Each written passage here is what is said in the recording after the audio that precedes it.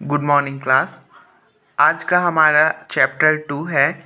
इसमें नया टॉपिक है हमारा बिंदु आवेश के कारण किसी बिंदु पर विभव। क्या है हमारा आज का टॉपिक? बिंदु आवेश के कारण किसी बिंदु पर विभव किस प्रकार होता है, इसकी आज हमें गणना करनी है। ठीक है, हमने पिछले क्लास में पढ़ा था स्थिर विद्युत स्थितिज ऊर्जा के बारे में। यह किस प्रकार कार्य के बराबर होता है, इसको परिभाषित भी किया था। और हमने जाना था कि प्रत्येक विद्युत क्षेत्र के अंदर प्रत्येक बिंदु पर क्या है, आवेश की एक अलग अलग स्थितिज ऊर्जा होती है तथा उनके स्थितिज ऊर्जा में क्या है अंतर, उस विद्युत क्षेत्र के विरोध में किए गए कार्य के क्या होता है, तुल्य होता है। इस प्रकार हमने क्या है विभव, स्थिर विद्युत विभव की अवधारणा के भी की थी तथा इसमें क्या है विद्युत विभव तथा विभवांतर के बारे में हमने क्या है अध्ययन किया था तथा उसका मात्रक क्या होता है इसके भी बारे में जाना था तथा वोल्ट को क्या है परिभाषित भी किया था। अब हम आज के हमारे टॉपिक में पढ़ने वाले हैं विद्युत आवेश के कारण किसी बिंदु पर विभव किस प्रकार होता है।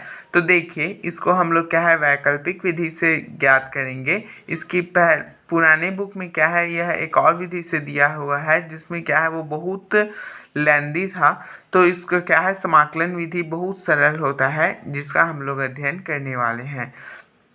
तो इसके अनुसार क्या है, माना बिंदु O पर एक बिंदु लेते हैं, ये बिंदु O है, इस पर एक प्लस Q आवेश क्या है स्थित है।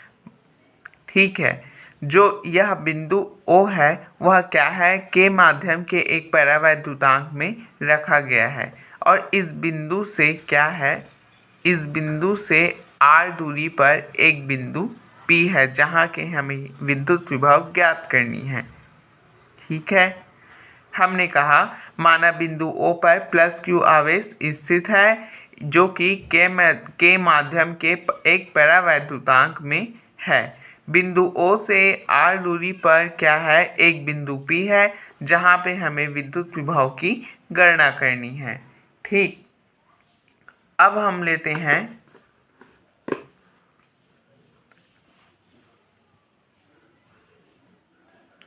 ये कौन सी रेखा हो गया है, ये OP एक सरल रेखा है।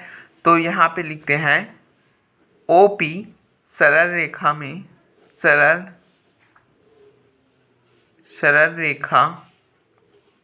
OP सरल रेखा में बिंदु O से क्या है x दूरी पर एक बिंदु कौन सा बिंदु लेते हैं, एक बिंदु A लेते हैं। ठीक है, एक बिंदु A लेते हैं। ये बिंदु O और P, ये OP सरल रेखा है। तो इससे क्या है, इस बिंदु O से क्या है x दूरी पर एक अन्य बिंदु क्या लेंगे, A बिंदु लेंगे। ठीक है, तो यहाँ पे कहा गया है OP सरल रेखा में बिंदु O से x दूरी पर एक बिंदु A लेते हैं। तो क्या होगा, चूंकि यहाँ पे आवेश स्थित है अतः इस बिंदु पर क्या है विद्युत क्षेत्र की तीव्रता कार्य करेगी, है ना। तो बिंदु O पर, और चूंकि यहाँ पे एक एकांक धनावेश लिया गया है तो उस एकांक धनावेश पर क्या है विद्युत क्षेत्र की तीव्रता कुछ होगी।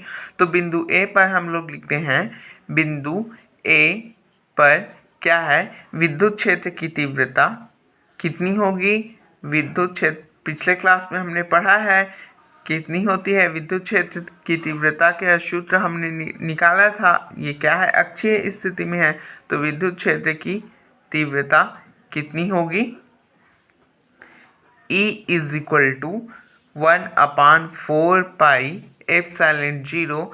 चूँकि माध्यम हमारा कौन सा माध्यम है, हमारा के माध्यम है, इसलिए यहाँ पे हम लोग क्या लिखेंगे, के लिखेंगे और Q दूरी कितना है x का वर्ग।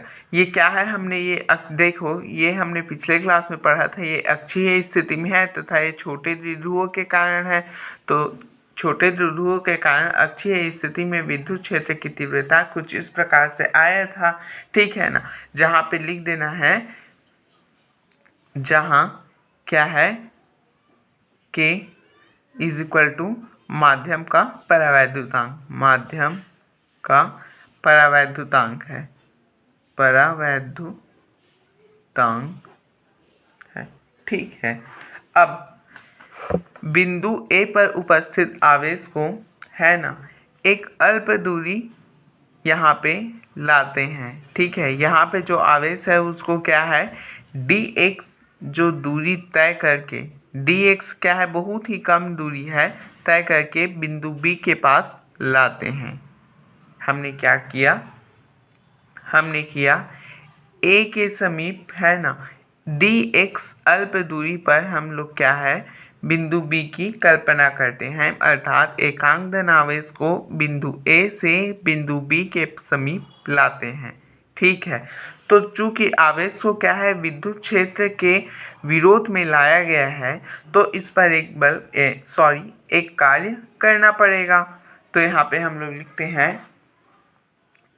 एकांक धन आवेश को, एकांक धनावेश को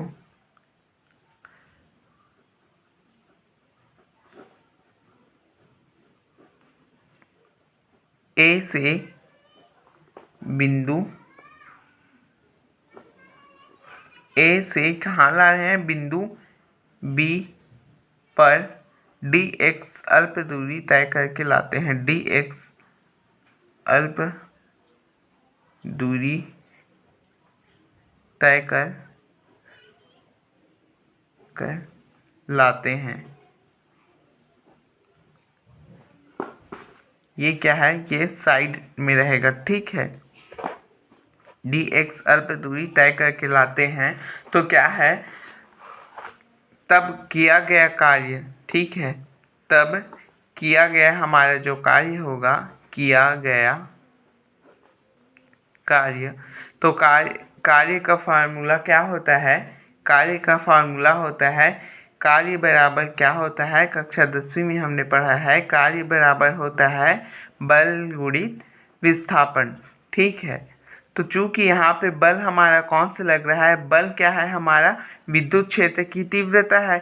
यह आवेश के कारण क्या है, आवेश के कारण इसके चारों ओर क्या है विद्युत क्षेत्र क्या हो जा रहा है, जनरेट हो रहा है, जिसके कारण जो बल लग रहा है यह बल क्या हो जाएगा हमारी तीव्रता हो जाएगी। तो ये हो जाएगा तीव्रता गुणित विस्थापन। ठीक है,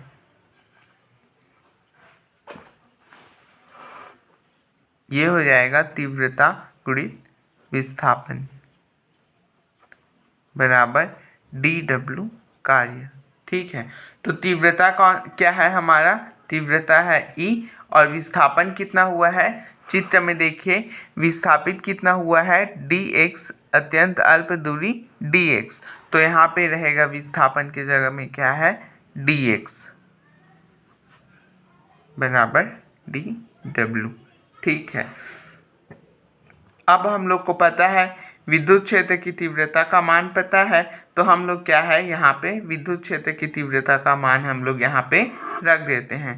तो ये हो जाएगा dw इज इक्वल टू विद्युत क्षेत्र की तीव्रता कितना है 1/4 pi epsilon 0 k into Q/x का स्क्वायर इंटू ये क्या हो गया, ये विद्युत क्षेत्र की तीव्रता का सूत्र हो गया, और यहाँ पे क्या है मल्टीप्लाई है, डॉट मतलब मल्टीप्लाई होता है, इंटू विस्थापन कितना है dx होता है।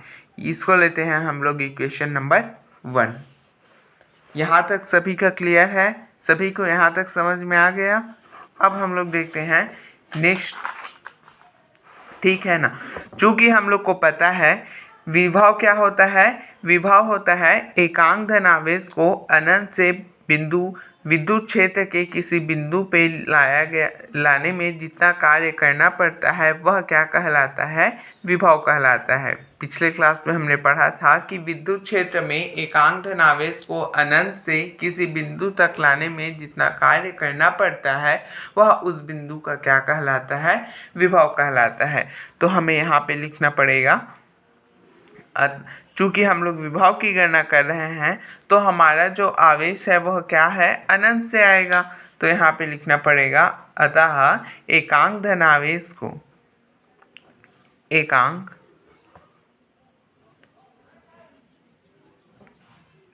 एकांक धनावेश को अनंत से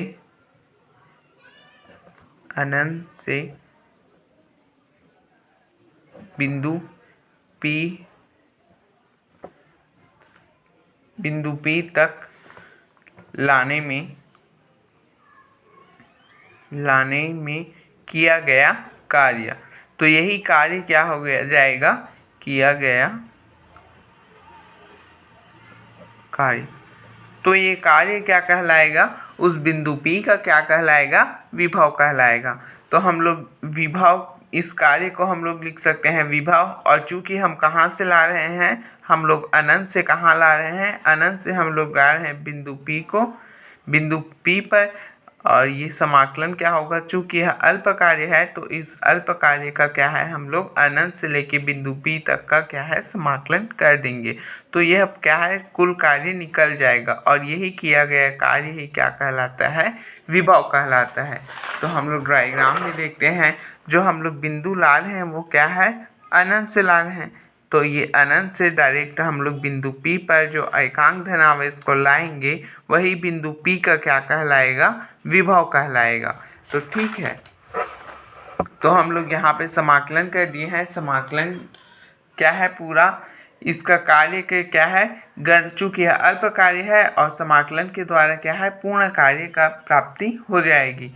चूंकि यह क्या है, देखिए यहाँ पे हमारा क्या है, विस्थापन जो है क्या है, विद्युत क्षेत्र विस्थापन जो क्या है, यहाँ पे देखिए विस्थापन जो है क्या है, विद्युत क्षेत्र की दिशा इस डायरेक्शन में है और विस्थापन क्या है, अपोजिट में हुआ है। तो ये क्या होगा, विस्थापन होगा वो क्या हो जाएगा, ऋणात्मक हो जाएगा। तो ये हमारा dx क्या है, यहाँ पे माइनस में रहेगा। ठीक है ना, सुधार लो, ये dx रहेगा वो क्या होगा, माइनस में होगा। तो इस प्रकार हमारा हम लोग देखते हैं एकांक धनावेश को अनंत से बिंदु P तक लाने में किया गया कार्य।